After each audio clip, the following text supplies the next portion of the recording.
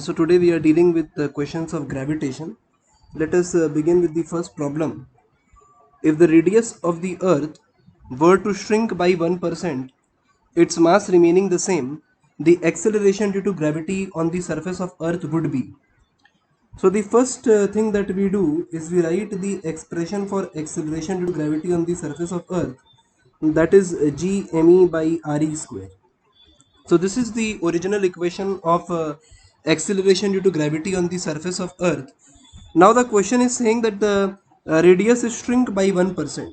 So if it is shrink by 1%, so I can say that the new radius will become 0.99 r. So it shrink by 1% and it becomes 0.99 r. So if I write the new value of g dash, then we can write it as gme upon 0.99 r whole square. So this is the equation of g dash which we can write. Now from both these equations I can say that g dash upon g, if I divide both these equations, so we will obtain r upon 0.99 r whole square, and hence we can say that g dash is greater than g. So from here I can say that the acceleration due to gravity will increase. Let us move to the next problem. If g is acceleration due to gravity on the earth's surface, the gain in the potential energy of an object of mass m raised from the surface of the earth, where the height being equal to the radius r of the earth. So the object is raised to a height h where h is equal to r. So if I draw a diagram for this condition, so I am considering that this is earth. So initially the object was suppose placed here at a point A on the surface of earth, and now it is raised by a height h where h is equal to r, and taken to say a point B above the surface of earth. So this is the transition that have happened. So this is the radius of the planet we are talking about. So if we write the first one, so I can say that the value of potential energy initial on the surface of earth can be written as minus gmm upon r. So the negative sign is used because the force is always attractive in nature. So this is the initial potential energy of the system, and if I write the final potential energy of the system, so we can write it as minus gmm upon 2r. So this becomes the final potential energy of the system. So if we write the change in potential energy, that is delta U, so we can write it as U final minus U initial, and hence we can write it as minus gmm 1 by 2r minus 1 by r. So this will give us the change in potential energy for this system, and we obtain gmm by 2r. Now over here in all the options we are finding that the value is given in terms of acceleration due to gravity. So I can write from here that the value of acceleration due to gravity small g is equal to gm by r square, and hence I can write from here that gm is equal to gr square. So if we write gm as gr square, so I can replace this in that equation and write delta u as m gr square by 2r, and on solving we obtain it as mgr by 2. So for this particular problem we say mgr by 2, that is option A, is the correct alternative. Let us move to the next problem. If the distance between the earth and the sun were half its present value, then the number of days in a year would have been. Now to solve this problem we are using Kepler's law. So the working formula for this problem is going to be t square is proportional to r cube. So this is according to the Kepler's equation, that t square is proportional to r cube. So now I am writing that initially, that is T1 is equal to 365 days, and R1 is suppose R. Now according to the question, we are asked to calculate T2 when the radius becomes half of its present value, that is it becomes R by 2. So according to the expression which we have, so I can write it as T1 square by R1 cube is equal to T2 square by R2 cube, and hence we can obtain 365 whole square by R cube is equal to T2 square upon R by 2 cube. So from here I can write that T2 is equal to 365 R by 2 upon R to the power 3 by 2, and on solving we obtain it as equal to 129 days. So for this problem I say that option B is correct, alternative B, that is 129 days, is the correct answer. Now if I look at this problem one more time, I am looking at from another perspective. So over here we can clearly see that the number of duration will definitely decrease. Now all the three options, which is option A, C and D, have the value greater than 365 days. So I could have clearly cancelled out all the three options and tick B as the correct answer even without solving this problem. But then for the sake of solving or understanding the procedure, we have solved it in this way. Let us move to the next problem. A geostationary satellite orbits around the Earth in a circular orbit of radius 36,000 km. Then the time period of SPY satellite orbiting a few hundred kilometers above the Earth's surface will approximately be. Now over here, a few notable points which are important is, the first one is, a satellite revolving near the Earth's surface has a time period of 84.6 minutes. So this is the first thing that must be noted. Now as we know that as the height increases, the time period increases. So the time period of the SPY satellite should be slightly greater than the value of 84.6 minutes, and hence we are saying that the time period of SPY satellite will be roughly around 2 hours. So for this problem, we are saying that option C, that is 2 hour, is the correct answer, as option A and B both are having less than the 84.6 minute duration, and 4 hour is a little too high value. So we say that a little close to this 84.6 minute for the SPY satellite is 2 hours, and hence we are going with option C. Let us move to the next problem.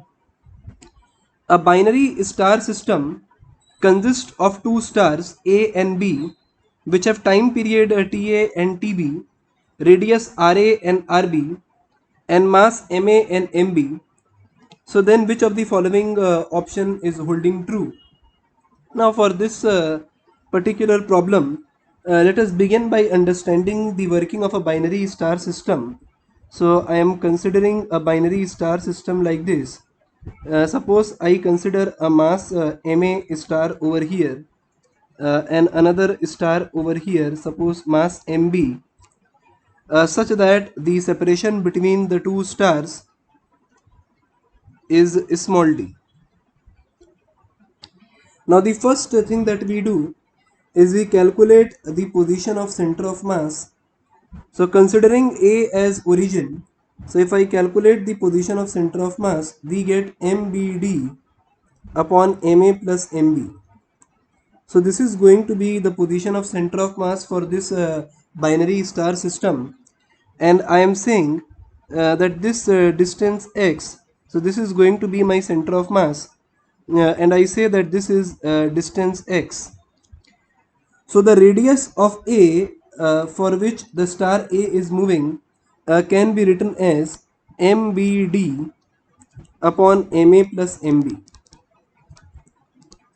So this is going to be the radius of A. Now the radius of B will become D minus X. So if we subtract the quantity, that is D minus MBD upon MA plus MB, so we obtain it as MAD upon MA plus MB. So this is going to be the radius for B. So if I draw how these star system is going to behave, so mass A is going to go around the center of mass like this, and mass B is going to go around center of mass in a path like this. So if I consider that mass A is moving like this, so mass B will be circuiting around like this. So now we are considering as to what is their time period. So in order to calculate the time period, so I am using this force equation. So I am using the expression for force like this, uh, that the gravitational force of interaction between them, that is G MAMB by D square, is balanced by, for A it is balanced by M omega of A square into radius of A, that is MBD upon MA plus MB. So we are using the expression M omega square R. So if I solve for this, I will obtain something like this. MA and MB will get cancelled out. The D will remain as it is. So over here D square will remain as it is. So from here I obtain omega A as G MA plus MB upon D cube square root. So this is the value of omega which we obtain for A, and hence we can calculate the time period. So the value of time period will come out as T is equal to 2 pi by omega, that is D cube upon G, the total mass of the system, MA plus MB. So this is going to be the expression for time period, and over here we will observe, if we do the same set of calculation for B, we will get the same value of time period. In the similar way we will write it as MB omega B square, and this time I will write it as MAD. So MA MB will again cancel each other out, and we will left with the same value of omega. So if omega A and omega B are same, so I can say that it is independent of its masses. So TA and TB is going to be same. So for the binary star system, the time period TA and TB for both the stars are going to be same. Let us move to the next problem. A spherically symmetric gravitational system of particles has a mass density rho is equal to rho naught for radius less than equal to r, and 0 for r greater than r. So basically it is suggesting something like this, that there is a sphere which is having a density rho naught, and it is having a radius of capital R. Where rho naught is a constant, a test mass can undergo circular motion under the influence of gravitational field of the particles. Its speed v as function of distance r from the center of the system is represented by. So now for this kind of a problem, over here I wish to tell you something which you may not know. So we are finding electric field inside the sphere and outside the sphere. So you can do it using several ways. So for the time being I am teaching you Gauss law for gravitation. So we will be using it using Gauss law for gravitation. So how do we write the equation for Gauss law for gravitation? So the first thing which I am writing is that the electrostatic force between the two charges is written like this: 4 pi epsilon naught q1 q2 by r square, and the gravitational force is written as g m1 m2 by r square. So I'm saying that these two equations are identical. I'm not saying that these two forces will come out equal or anything like that. I'm just saying that these two equations are identical. So I can say that the charge here is identical with mass on the other side. The distance here is identical with distance on the other side. And 1 by 4 pi epsilon naught here is equivalent to g on the other side. So when we use the expression for Gauss law for electrostatics, so we write it as cyclic integral of E dot A is equal to Q enclosed by epsilon naught. So for the Gauss law for gravitation, I can write it as E dot A. So I can replace Q enclosed with mass enclosed and 1 by epsilon naught with 4 pi g. So I am replacing this with 4 pi g and Q with mass enclosed. So we get an expression for Gauss law for gravitation. So if I use this expression for Gauss law for gravitation to find the value of electrostatic field inside this sphere, so I am selecting a Gaussian surface over here at a distance small r from the center. So at a distance small r from the center, if I use rho naught, so I can write it as mass enclosed upon 4 by 3 pi r cube, and we obtain that mass enclosed equals 4 by 3 pi rho r cube.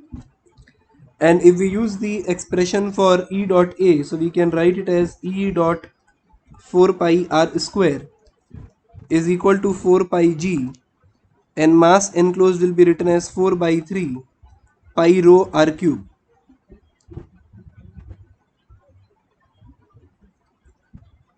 Rho r cube. So if we are using this term, so we can chop it out 4 pi, and r square can be removed. So we get E as equal to 4 pi rho g by 3r.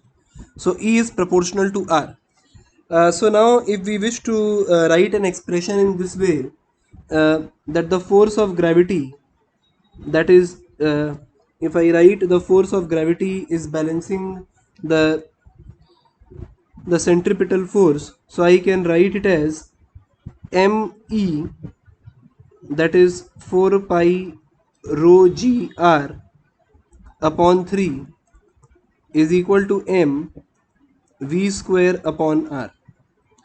So we get an equation like this.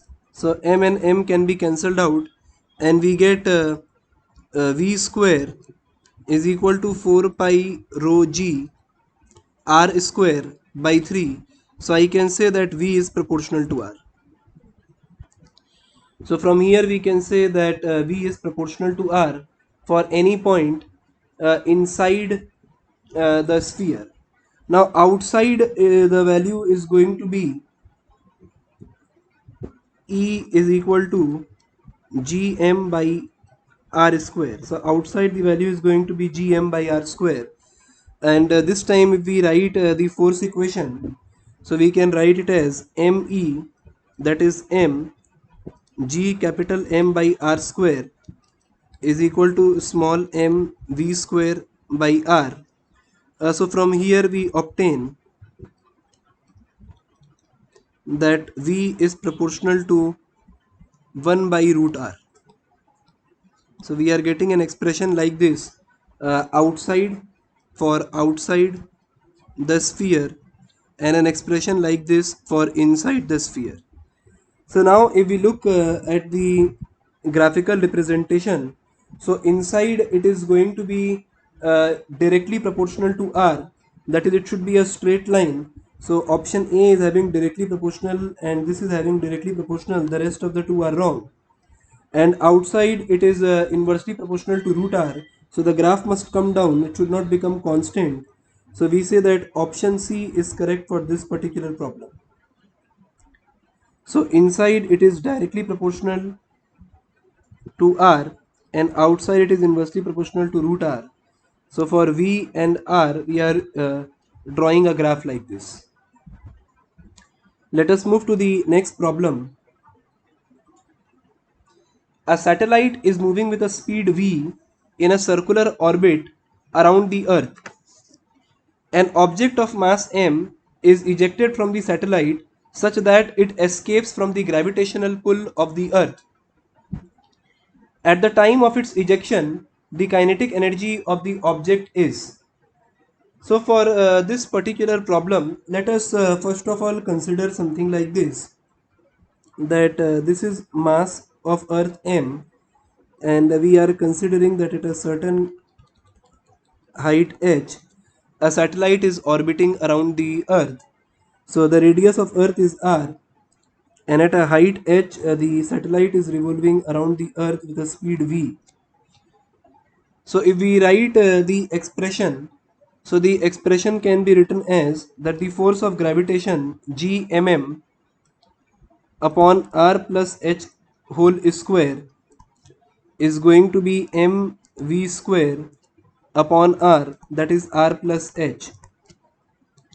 So from here we can get the value for velocity. So the value of velocity is going to be gm upon r plus h square root. So this is the value of velocity. So the satellite is moving with a constant speed v. So the speed which the question is talking about is this speed in a circular orbit about the Earth. Now an object of mass m is ejected from this satellite such that it escapes from the gravitational pull of the Earth. So at the time of its ejection, the kinetic energy of the object is. So now in order to apply work energy theorem between the ejection of mass m away from the gravitational pull of Earth, so we are applying energy initial is equal to energy final. So the initial system for m is going to be minus g mm upon r plus h plus the velocity it must be given to it. So we are writing it as half mv square. So if it escapes the gravitational pull, it goes very far away and comes to a halt. So we are saying the potential interaction and the kinetic energy is equal to 0. And from here, I can write it as half mve square is equal to g mm upon r plus h. So g mm upon r plus h, over here I can say it is equal to mv square. So the kinetic energy half mve square is equal to m capital V square, where capital V is what we have evaluated over here as root over gm upon r plus h. So for this particular problem, we can say that the kinetic energy of the object at the time of ejection is equal to mv square, that is option B is the correct alternative. Let us move to the next problem. A planet of radius r equals 1 by 10 times the radius of Earth has the same mass density as Earth. Scientists dig a well of depth r by 5 on it and lower a wire of the same length and a linear mass density 10 to the power minus 3 kg per meter into it. If the wire is not touching anywhere, then the force applied at the top of the wire by a person holding it in place is, take the radius of Earth as 6 into 10 to the power 6 meter. So we begin this problem in this way. So the first thing which I write over here is the radius of this planet which the question is talking about is re by 10. So it can be written as 6 into 10 to the power 5 meter. Now the next thing which we discuss about is the mass of wire. So mass of wire is equal to 10 to the power minus 3, that is kg per meter, multiplied by 1.2 into 10 to the power 5, that is equal to 120 kg.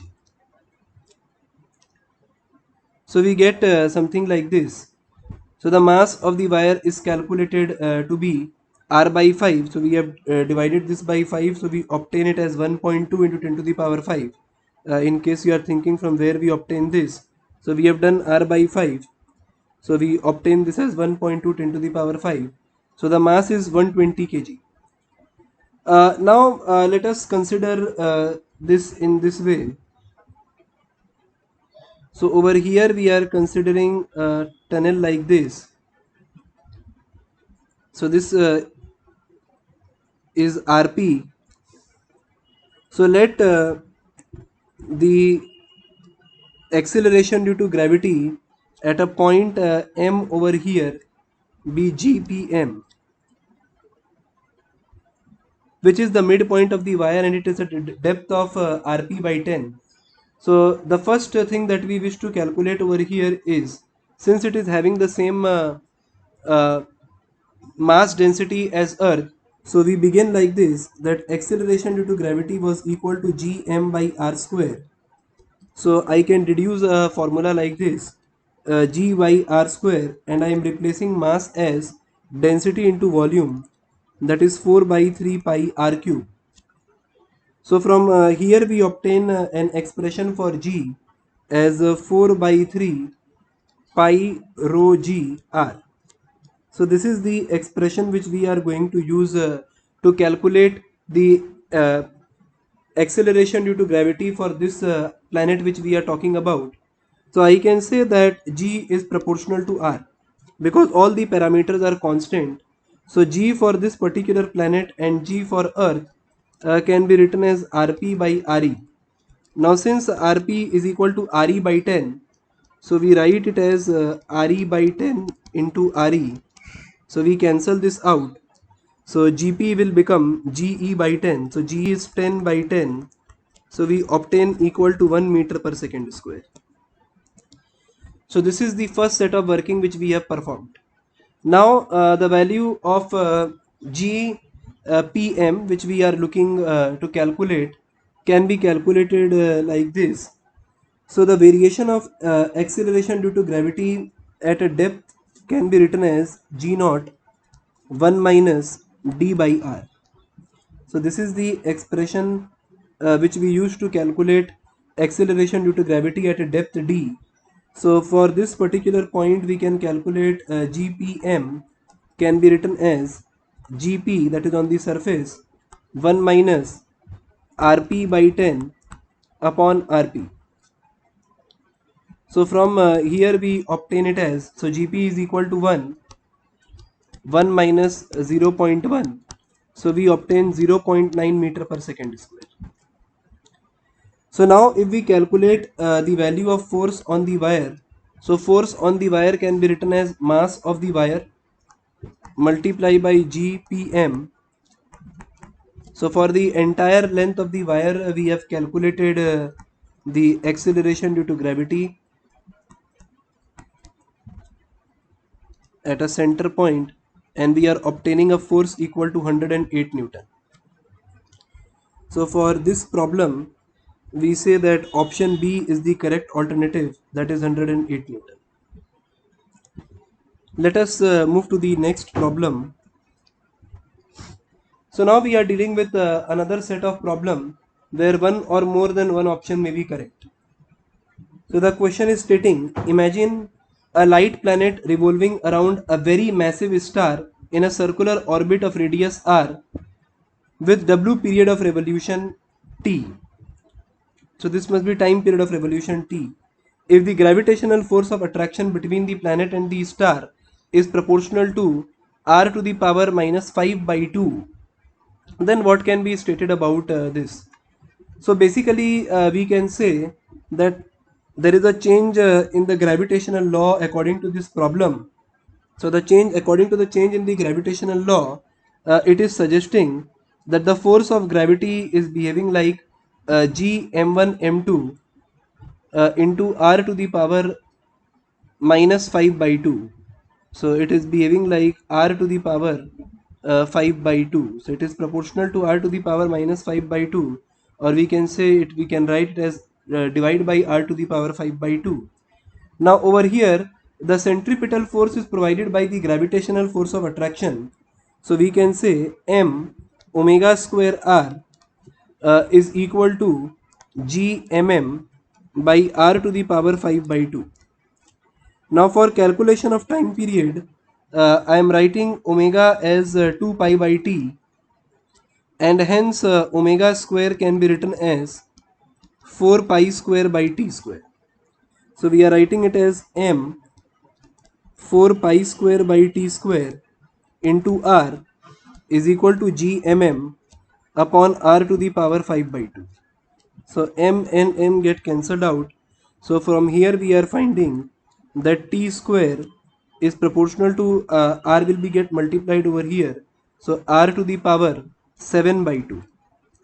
So for this particular problem, we say t square is proportional to r to the power 7 by 2.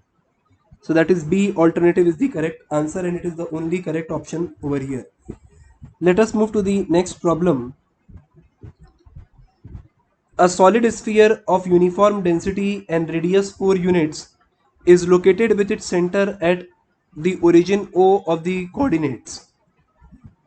Two spheres of equal radius 1 unit with their center at minus 2 comma 0 comma 0 and b 2 comma 0 comma 0 are taken out of the solid, leaving behind the spherical cavities as shown in the given figure. So then these are the following options that are given to us. So now the first thing that is asking is the gravitational force due to the object at the origin is 0. So if we analyze this statement, I can say that the gravitational field intensity at the point O is 0 as the cavities are symmetrical with respect to O. So the force acting on the test mass m naught placed at O will be given as F is equal to m naught E, and the value of E can be written as 0. So over here I am writing that the gravitational force due to this object at the origin is going to be 0 is the correct alternative. The gravitational force at the point B, which is 2 comma 0 comma 0 is 0. So this is going to be incorrect because there is going to be a gravitational field at a point B. The next one is the gravitational potential is the same at points of the circle y square plus z square is equal to 36. So the expression y square plus z square is equal to 36 represents the equation of the circle with the center at 0 comma 0 comma 0 and the radius is going to be 6 unit. So now it is representing a circle with center at 0 comma 0 comma 0, that is at origin, and radius 6 units, and the plane of the circle is perpendicular to the x-axis. So we can say that the gravitational potential is same at this point. Similarly, the another expression which we have, that is y square plus z square is equal to 4, is representing a circle with its center at origin and radius equal to 2 unit. So it is also representing the same aspect. So option D is also the correct alternative. So for this problem, alternative A, C and D are correct. We can note over here that the spherical mass distribution behaves as if the whole mass is at its center. So for a point outside on the sphere, so we consider that the entire mass is at its center, and since all the points on the circle is equidistant from the center of the sphere, the circle is a gravitational equipotential. So that is the reason why we are considering any equation of circle to be an equipotential region. So this is the logic which we are using to give these two alternatives as the correct answer. Let us move to the next problem. The magnitude of the gravitational field at a distance r1 and r2 from the center of the uniform sphere of radius r and mass m are f1 and f2, then which of the following alternative is correct? So over here in the previous problems which we have solved, I deduced the expression for the field inside the sphere. So for here I am directly writing that for r greater than r, the gravitational field and hence the force will be written as g mm by r square. So it is inversely proportional to r square. So the force F1, when it is saying it is at a distance greater than this, so we are saying that F1 is going to be gm by r1 square and F2 is going to be gm by r2 square, and here I can say that F1 by F2 is equal to R2 square by R1 square. So for small r greater than this, we are obtaining an expression like this. So the value of gravitational field F1 and F2 can be written in this way for this particular part. Now for we are writing at a r less than small r. So the gravitational field which we are talking about, the value of gravitational field F, not force, it is written as gm by r cube into r. So it is proportional to r. So for F1, we can write it as gm by r cube into r1, and for F2, we can write it as gm by r cube into r2, and hence we obtain that F1 by F2 is equal to R1 by R2. So now we have the two expressions, that F1 by F2 is equal to R1 by R2 if R1 and R2 both are less than R. So A alternative is correct. And for the value greater than R, that is outside the sphere, so we say it is proportional to 1 by R square. So F1 by F2 is equal to R2 square by R1 square. So for this particular problem, alternative A and B are correct. Let us move to the next problem. A satellite S is moving in an elliptical orbit around the Earth. The mass of the satellite is very small compared to the mass of the Earth. So if we consider the Earth satellite system, then we can draw it in this way, that this is the elliptical path, and this is the semi-major axis we are talking about, and this is Earth. The satellite is moving like this in an elliptical path.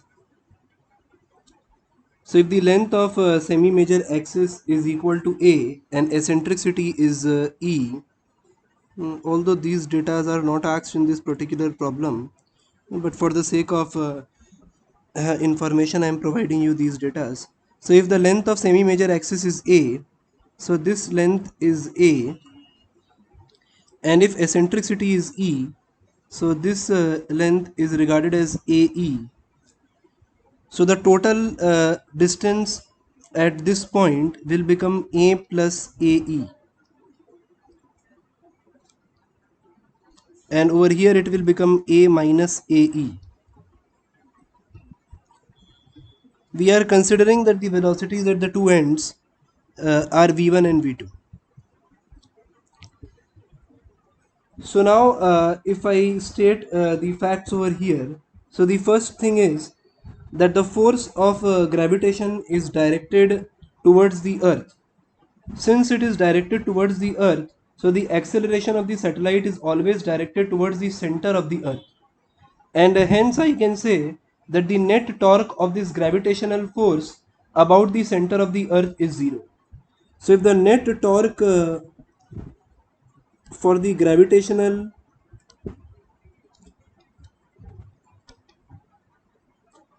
force is zero, so I can say that angular momentum is conserved while the satellite moves in elliptical path. So the angular momentum is conserved. Now this is in accordance with the Kepler's law of area, where it states that the planet sweeps equal areas in equal interval of time. So I can say that the angular momentum both in magnitude and direction of S about the center of the Earth is constant throughout. So what are the things that we can conclude from now is that the acceleration of S is always directed towards the center of the Earth is the correct alternative. So option A is correct. The angular momentum of S about the center of the Earth changes in direction, but its magnitude remains constant. So this is incorrect. The value of angular momentum remains constant in both its direction and magnitude. Now the next thing which I am stating over here is, so if the angular momentum is conserved, I'm going a little astray from this question right now. if we apply angular momentum conservation at point 1 and 2, so we can write it as that m v1 and r can be written as a1 minus e is equal to m v2 a1 plus e. So from here I can get a ratio of v1 by v2 as 1 plus e upon 1 minus e, where e is eccentricity of the ellipse. So now I'm saying that the force is conservative in nature, and we can say that the speed is maximum when it is nearest to the earth and minimum when it is farthest. So speed is maximum, so I am stating that v1 is greater than v2.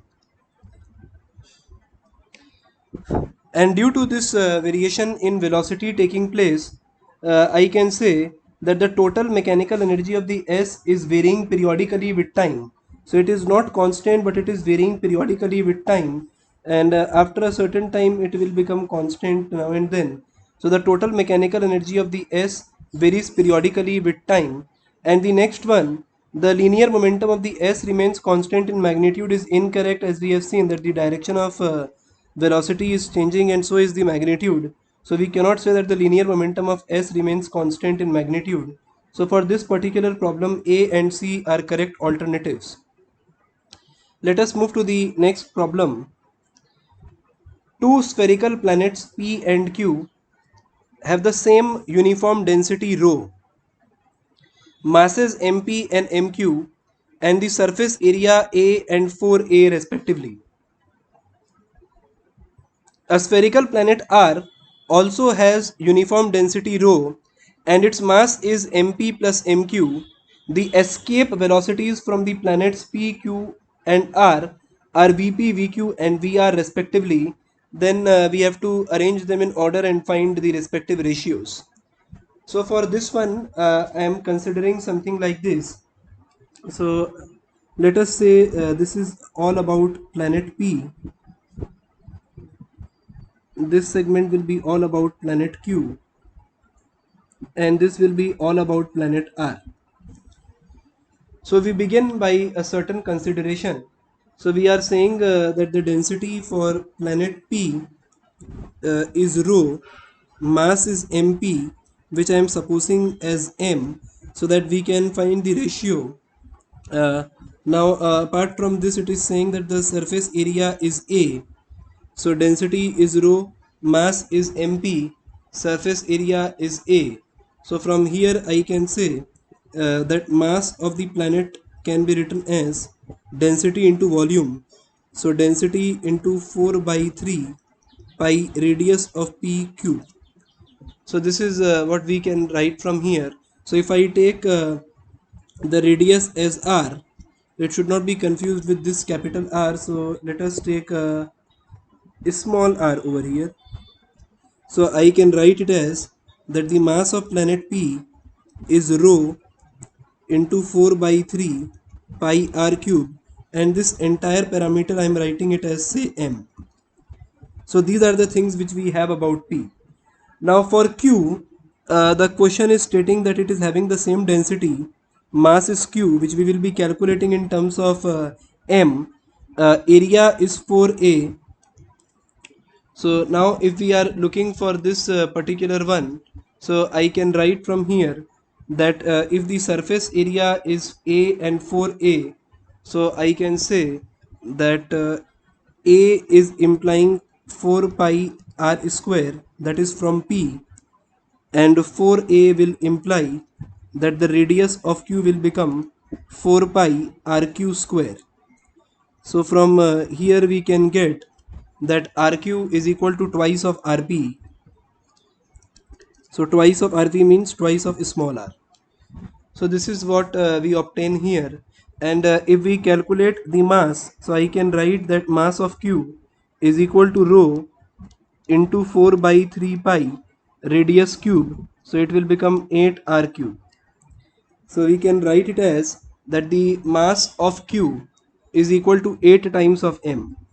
So mass of Q is equal to 8 times of m. So the notable facts which we will be using over and over again is mass of m sp, radius as r, and for q the mass is 8m, the radius is 2r.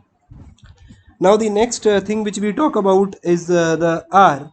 So for r the question is saying that the mass is mp plus mq. So mp plus mq will sum together to give us 9m. So the mass is going to be 9m. Now since the density is same for this material also, so if we wish to calculate the radius, so I can write density is equal to mass, that is 9m, by volume, so 4 by 3 pi rr cube. So rr cube. So radius of r cubed. So radius of r cubed. So radius of r will be obtained as we can write it in terms of the density is equal to mass by volume, that is 4 by 3 pi r cube. That is the initial value of p. So I am writing the initial value of p over here since density is same. So we have its radius in terms of p, that is 9 cube root of 9 into radius of p, that is r. So this is rr which we have. So I can circle the parameters over here as the mass of r is 9m and the radius of r is cube root of 9r. Now we need to talk about the escape velocity. So let us discuss it in the next page. So if I write the expression for escape velocity, so for escape velocity from any planet, so I can write it as VE is equal to root over 2 gm by r. So this is the value of escape velocity from any planet. Now for P, I can write Vp is equal to twice g mass of P upon radius of P. So we have considered the mass of P as m and its radius as r.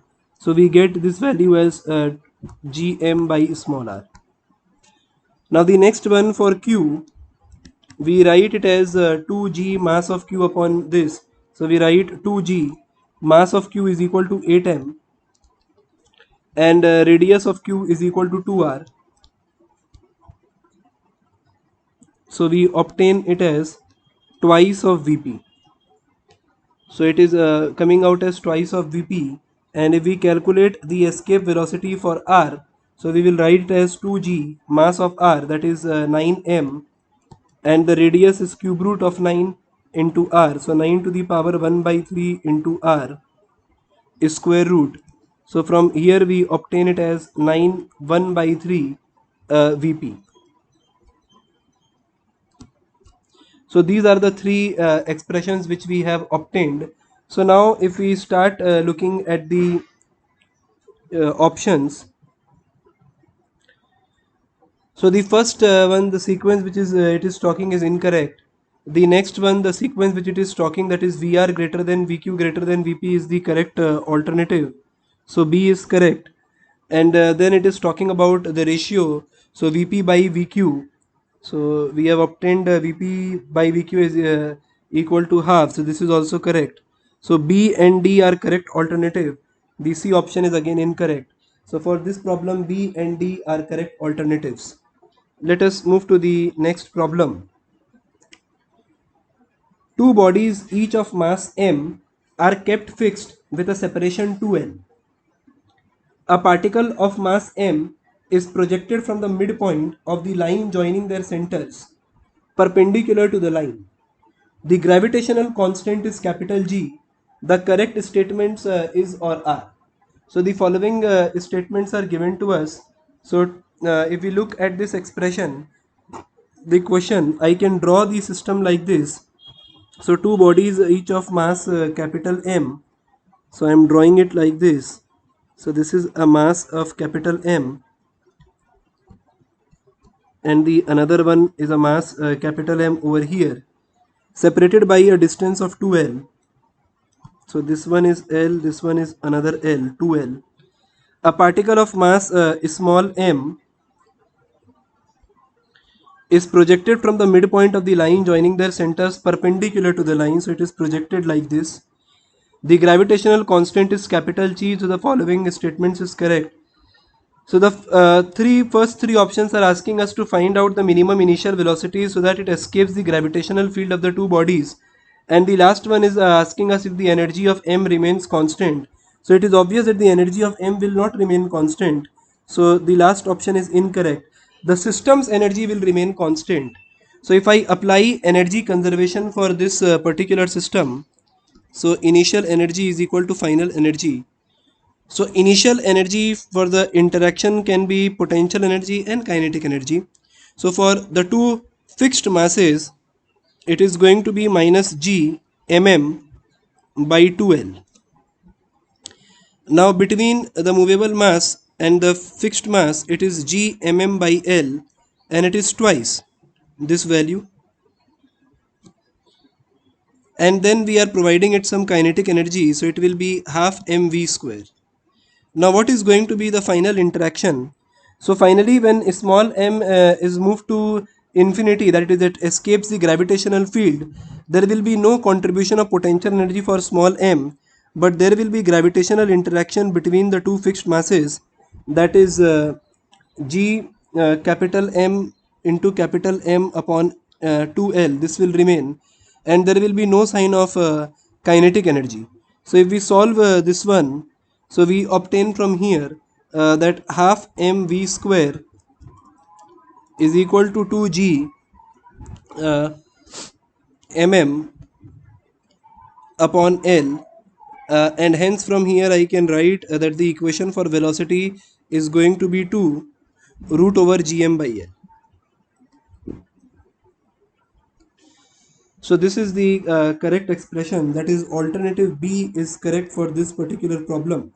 So the minimum initial velocity of the mass m to escape the gravitational field of the two bodies is twice of root over gm by l. Let us move to the next problem. So now we are coming to the subjective questions. Let us begin with the first one. Two satellites S1 and S2 revolve around a planet in coplanar circular orbits in the same sense. Their periods of revolutions are 1 hour and 8 hours respectively. The radius of the circle S1 is 10 to the power 4 km. When S2 is closest to S1, find the speed of S2 relative to S1, the angular speed of S2 as actually observed by an astronaut in S1.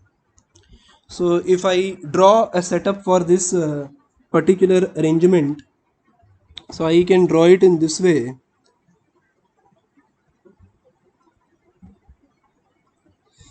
So these are the two satellite paths around moving in a coplanar circular orbits about a particular planet which I have circled in between. So the S1 is maybe moving with a velocity v1 over here. I am calling it as S1, and over here this is v2 for another satellite S2. The radius is r1 and r2 respectively.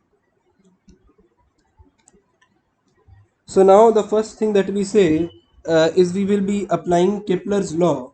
So if we will be applying Kepler's law, so we are saying t square is proportional to r cube. So if we apply Kepler's law, so we can write it in this way, that t1 squared by t2 squared is equal to r1 cube by r2 cube. So from here I can obtain that r2 uh, cube can be written as r1 cube t2 square by t1 square. So if we put the value to obtain the value of r2 over here, so r2 can be written as, so r1 that is 10 to the power 4 cube, t2 by t1 that is 8 by 1 whole square, and the cube root of this entire quantity. So we will end up getting the r2 as 4 into 10 to the power 4 kilometer. So now we are coming to the linear speeds of satellite S1 and S2. So let us keep in mind the radius which we have obtained. So r1 is equal to 10 to the power 4 and this one is 4 into 10 to the power 4 and the time periods are 1 hour and 8 hour respectively. So if we calculate the linear speed for satellite S1, so we are calling it as V1, which is equal to 2 pi R1 by T1. So we can write it as 2 pi 10 to the power 4 by 1. So we obtain it as 2 pi into 10 to the power 4 kilometer per hour. And now if we calculate for the satellite S2, so if we are calculating V2, so we are obtaining it as 2 pi R2 by T2. So we can write it as 2 pi R2 is equal to 4 into 10 to the power 4 upon 8. So we obtain it as equal to pi into 10 to the power 4 kilometer per hour. So now if we write the speed of satellite S2 relative to S1, so we can write it as V2 minus V1. This we are referring as V relative. So the relative velocity of the satellite can be written as pi into 10 to the power 4 minus 2 pi into 10 to the power 4. So we obtain it as equal to minus pi into 10 to the power 4 kilometer per hour.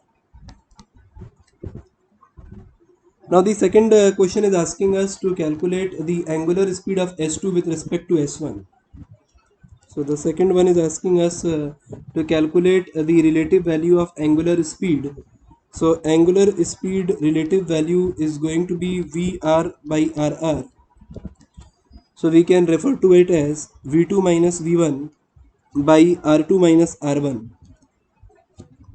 So we can write it as 3.14 into 10 to the power 4, that is value of pi, into 5 by 18, that is we are converting it into meter per second, upon R2 minus R1, and we can write it as 3 into 10 to the power 4 into 10 to the power 3. So the value will be in radian per second. So if we solve this out, we obtain it as equal to 3 into 10 to the power minus 4 radian per second. So with this we come to an end for this one subjective. Let us move to the next problem. Three particles each of mass m are situated at the vertices of an equilateral triangle of side length a. The only forces acting on the particles are their mutual gravitational forces. It is desired that each particle moves in a circular path while maintaining the original mutual separation a. Find the initial velocity that should be given to each particle and also the time period of circular motion. So we are considering something like this. The first thing that we need to do is to draw a diagram for this entire setup. So I am considering a circle like this, and the three particles are on the vertices of an equilateral triangle uh, drawn on it. So we have a equilateral triangle drawn here. So each particle is having a mass m and are on the vertices of an equilateral triangle of side length a. Now using the side length, the first thing that we need to clear out is to find the radius of the circle. So I can directly write it out that the radius is going to be a by root 3. I hope you know this basic thing. So radius can be written in terms of the side length of equilateral triangle. That radius is going to be a by root 3. Now we are asked to calculate the velocity of each. So now if we consider this problem in a clear way, so we are considering it in this way. So if I select this mass, so there is a gravitational interaction between these two masses which will contribute to force F1, and the another gravitational interaction between these two forces will count for force F2, and the resultant of these two forces is directed towards the center of the circle, which is written as Fr, and it is balanced by the force mv square by r in the outward direction. So this is what is going to be the working process which we will be opting. So the first thing which we are calculating is the value of the resultant gravitational attraction of the two masses. So if I write the resultant magnitude of gravitational attraction for the two masses, so since F1 and F2 are same, so I am calling it as F.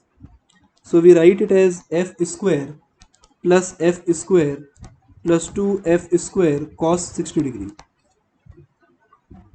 square root. So from here we obtain it as root 3F, that is we can write it as root 3 times of G m square by a square.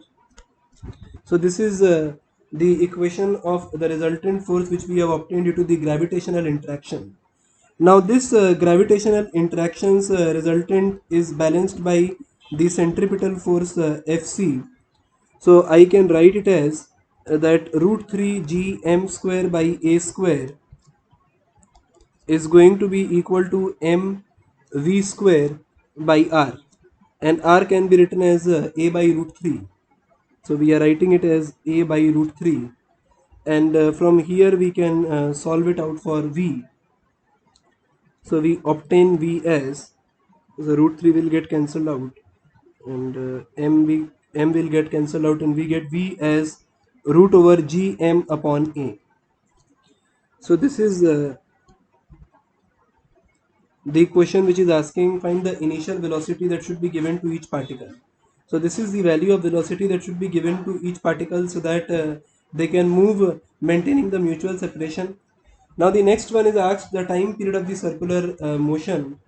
So for we need to remember this value of velocity and the radius as well. So if we calculate the time period, so time period can be written as 2 pi r by v. So r can be written as a by root 3. So 2 pi a by root 3, and the value of velocity was root over g m upon a. So on solving we obtain it as 2 pi root over a cube by 3 gm. So this is the expression for time period. Let us move to the next problem. An artificial satellite is moving in a circular orbit around the Earth with a speed equal to half the magnitude of escape velocity from the Earth. We need to determine the height of the satellite above the Earth's surface. If the satellite is stopped suddenly in its orbit and allowed to fall freely onto the Earth, find the speed with which it hits the surface of the Earth. So these are the two questions which we need to answer for this particular question. So the first thing which I'll do is I'll draw Earth and satellite system. So this is the basic Earth and satellite system we are referring to. So this is the mass of Earth having radius r, and at a height h, a satellite is moving with a certain value of velocity. So the height is h. So since the satellite is revolving in the circular orbit, I can say that the centripetal force is provided by the gravitational pull, and I can write the first equation as the mv square upon r plus h is equal to g mm upon r plus h whole square. And then from here I can write the value of velocity as root over g m by r plus h. So I have obtained this result previously also.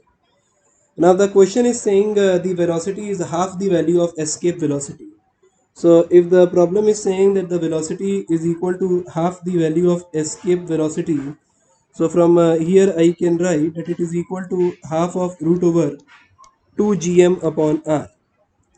So if I equate the two velocities, so we obtain something like this. Let us square and equate.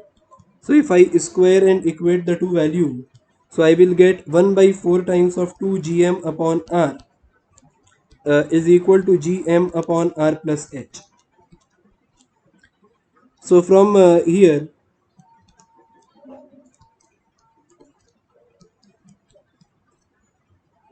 2r is equal to r plus h, and then we get h is equal to r. So h is equal to r, which we can call it as 6400 kilometer, which is the radius of earth.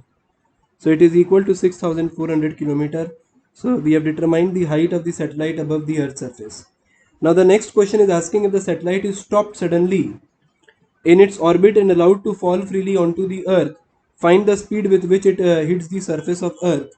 So now for this one we are applying energy conservation. So we are saying that initial energy is equal to final energy. So I say that the difference in potential energy is equal to the kinetic energy. So we can write it in this way, that initially it was equal to minus g mm by 2r, and then finally when it will hit the earth, so we can write it as g mm upon r plus half mv square. So this is the simple energy conservation which we can apply, and then I can subtract the two to obtain the value of velocity. So we obtain it as this way, g m by r is equal to v square, that is square root is equal to v. So we can write it in terms of acceleration due to gravity as root over gr, and if you remember the result, you can directly write it as 7.92 kilometer per second. So this is going to be the velocity with which it is going to hit the surface of earth. Let us move to the next problem. The distance between the centers of the two stars is 10a. The masses of these stars are m and 16m, and their radii a and 2a. A body of mass small m is fired straight from the surface of the larger star towards the smaller star. What should be its minimum initial speed to reach the surface of the smaller star? Obtain the expression in terms of g, m and a. So whenever this kind of a problem is given, the first thing that must be kept in mind is that both the stars, that is the bigger star and the smaller star, have their own gravitational pull. So I am drawing the system first of all, that this is the bigger star and this is the smaller star. So the distance between the centers of the two stars is 10a. So if I consider their centers like this, so I can say that the distance between their centers is equal to 10a. The mass of these stars are m and 16m. So mass of the bigger star is 16m and of the smaller star is equal to m. The radii is a and 2a. So this distance is 2a, and this distance is equal to a. So I can say that the separation between the surface is equal to 7a. Now the next one is, a body of mass small m is fired straight from the surface of the larger star towards the smaller star. So let us consider that small m is fired from here, from the surface of the larger star towards the smaller star. So what should be the initial speed which must be given so that it reaches the surface of the smaller star? Now it is very important to understand how we approach for this particular problem. The first thing that we need to do is to obtain a point P where the gravitational attraction for these two masses will cancel each other out. Now why we are doing this? So I am doing this because beyond the point P, that is towards the right side, when the projected mass crosses this point, the small m will eventually attract this particle to reach the surface. So we need not apply equation beyond this point. So if it reaches this point and if just it manages to cross this point, so the smaller star gravitational pull will eventually attract this mass to fall on its surface. So we just need to solve till P. So that is why the first thing that we are solving for is the point P, where the gravitational interaction for these two stars will cancel each other out. So I'm saying that this distance is equal to x, and hence this distance will become 10a minus x. So it is something like this. So the force of attraction is 0 at point P, and if I write the equation, so I can write an equation like this: G m1 m2 upon x square is equal to G m1 m2 upon 10a minus x upon 10a minus x whole squared. So we obtain something like this. So I can knock out G mm, and then we can solve it in this way. 16 times of 10a minus x squared is equal to x square, and on taking square root and then solving, we obtain x is equal to 8a. So the distance of point P from the bigger star is equal to 8a from its center. So again I am repeating that if we throw a small mass m from the bigger star, giving it such a velocity that it is just sufficient to bring it to P, then later on, due to the force of gravitation of the smaller star, it will pull it towards itself without any external energy thereafter, and hence we are applying energy conservation or energy statement between the 2 points, that is between the point on the bigger star and the point of P. So E initial and E final will be written.